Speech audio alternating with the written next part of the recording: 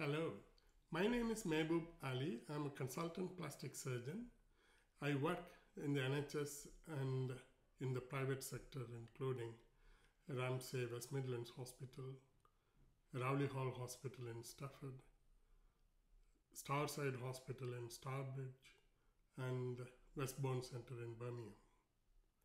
Today I'm going to discuss about which 8 factors one need to consider before undergoing breast augmentation procedure.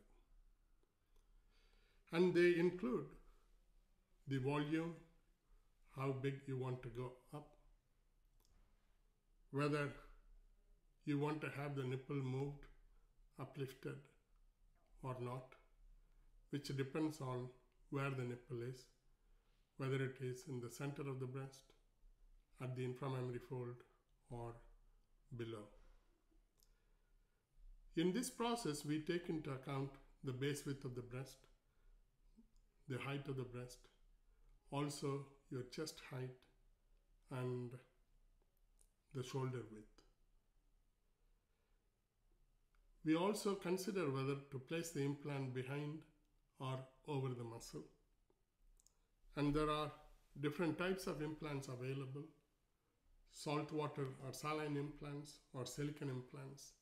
Silicone implants feel more natural and they come in different shapes. A round shaped implant which has a maximum projection in the middle, a teardrop shaped implant which has the maximum projection at the lower part with a slope. We can also have a smooth implant which can be placed behind the muscle. The scars for these procedures can be either placed either at the inframammary fold or at the armpit or around the nipple. I'll discuss the pros and cons. Before we consider the procedure, we would take into account all the medical factors and psychological factors. In this section, I would like to discuss the volume you wish to choose, how big you want to go up. To decide this, we would use a bra, sizing bra, or we would ask you to bring one, and place these sizers under the bra over your skin, and then see how it looks on you. So we have various sizes available, and this can be placed to give a good idea of how big you wish to have the breast enlarged, whether you want a closer cleavage or whether you want a lateral breast, whether you want a fullness at the upper pole, whether it suits your frame, and whether you wish to try various sizes in the clinic, which would be the best thing to do. In this section, I would like to discuss the sagginess or the level of the nipple in relation to your overall breast and the chest. If the nipple is at the center of the breast, we could use a round-shaped implant, which will correspond to the maximum projection of the implant and the nipple together. Therefore, it will give a harmonious shape. In some patients, following natural change within the breast or following pregnancy, breastfeeding, weight loss, the nipple may descend down. Sometimes if the nipple is below the level of the inframammary fold, we need to uplift the nipple. Whereas in majority of the patients, when the nipple is just above the inframammary fold, but below the center of the breast, we could manage that very well with a teardrop shaped implant, still giving adequate fullness at the upper pole. The key thing about the teardrop shaped or anatomical shaped implant is the level of the nipple will correspond to the maximum projection of the implant, and therefore it will not only give a natural look but also gives adequate fullness depending on the height of the implant we choose. The other advantage of the anatomical shaped implant is because of the tapering or the ski slope appearance, you may have a better appearance of the overall breast. If the level of the nipple is below the inframammary fold, one would require uplifting along with augmentation, and it's called mastopexy augmentation. In this section, I would like to discuss how to choose the implants, whether you want a saltwater or saline implants or silicone implants. Saline implants do have a shell which is made with silicone, so you're not completely avoiding the use of silicone. And sometimes the saline implants may feel firm depending on the make, and there is a risk of deflation of one or both the implants, and therefore it may result in asymmetry.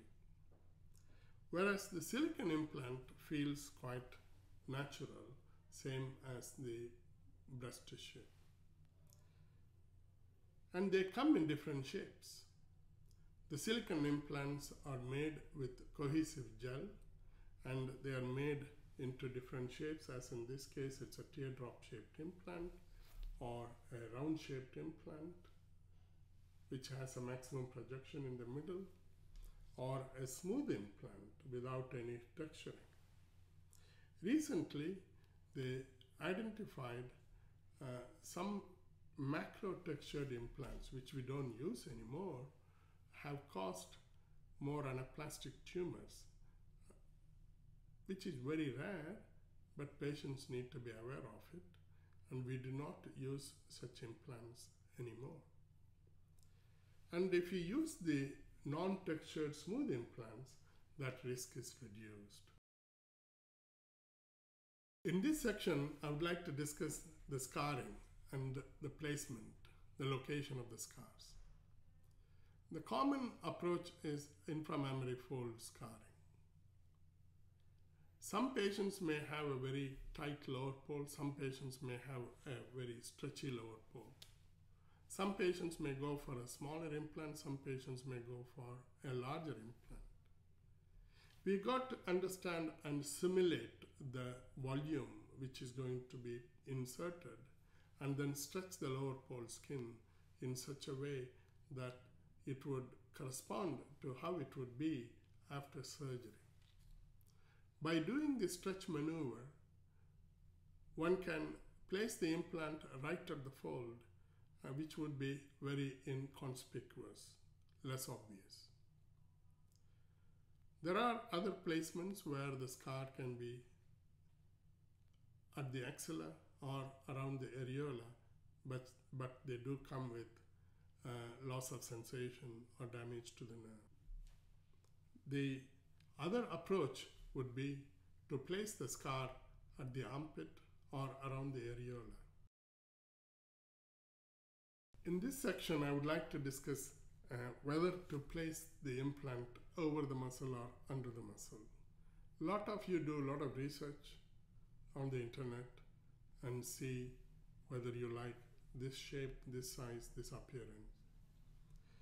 The important factor to consider is whether dividing or splitting the pectoral muscle going to have a long-term effect on the appearance of the breast, the shape of the breast, the cleavage, and the level of the implant after placement.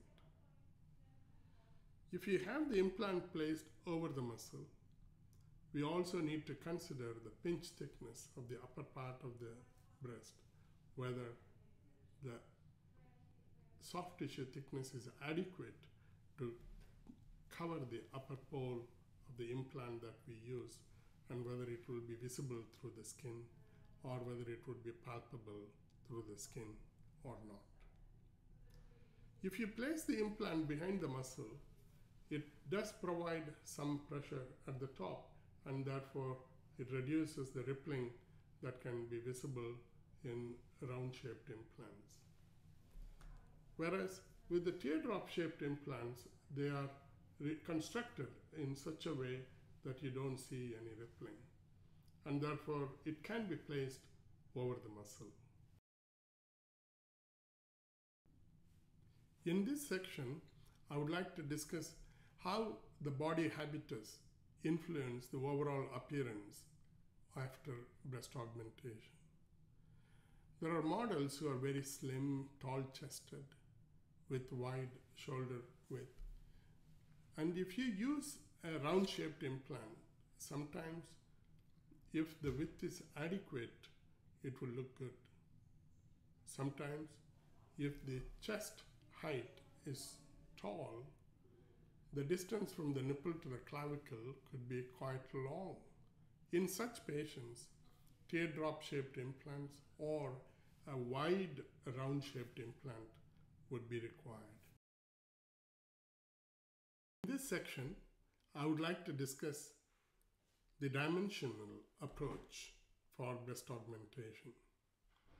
In this approach, we measure the base width of your breast and the height of your breast, how much pinch thickness is there at the top of the breast, and the level of the nipple, and how stretchy the nipple is.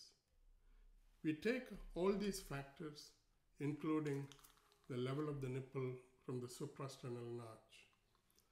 And having considered all these factors, we would combine this with the volume you have chosen, and then we would choose the correct implant that would suit your frame to give the cleavage, the lateral breast, the fullness at the upper pole, and to give a harmonious stretch to the nipple and to provide adequate projection. In this section, I would like to discuss various other factors one ought to consider before contemplating or undergoing breast augmentation procedure. As a doctor, I would take all the medical information, past medical history, and whether the patient is a smoker, whether they do exercise, the type of exercise they do, whether they are bodybuilders, whether they do pectoral exercise, and the patient is adequately matured enough to undergo the operation, whether the patient is taking a decision due to any other stress or risk factors, or whether the patient has been considering this procedure for a considerable time. It's important that we make sure the patients do not have body dysmorphic disorder or other psychological factors that would preclude patient undergoing such an operation. We also take into account how the exercise or the stretch on the pectoral muscle or the quality of the soft tissue may affect the long-term outcome of the breast. Sometimes smoking can cause increased hardening of the implant. We also take into account whether there is any source of infection in the body which can result in infection of the implant in future. In this section, I would like to discuss the dynamic breast deformity. When you place the implant behind the muscle, and if patients suddenly take up upper body exercise and do exercise such as this, which causes contraction of the pectoral muscle, the implant which is behind the muscle, tends to get pushed down and out each time the pectoral muscle is contracted. If it is a normal level of contraction, it doesn't matter. Whereas if you do excessive exercise in the gym with weights to build the pectoral muscle, then it can result in either damage to the attachment of the muscle close to the cleavage. It can push the cleavage far apart, wide apart, or it can result in deformity of the breast due to the pressure of the muscle on the implant. like this. I hope you benefited from the information I provided for breast augmentation and the various aspects we take into account. I would be very happy to clarify any further queries if needed, and you can contact me through my PA or through the hospital website and arrange an appointment, either virtual or in-person appointments. Thank you.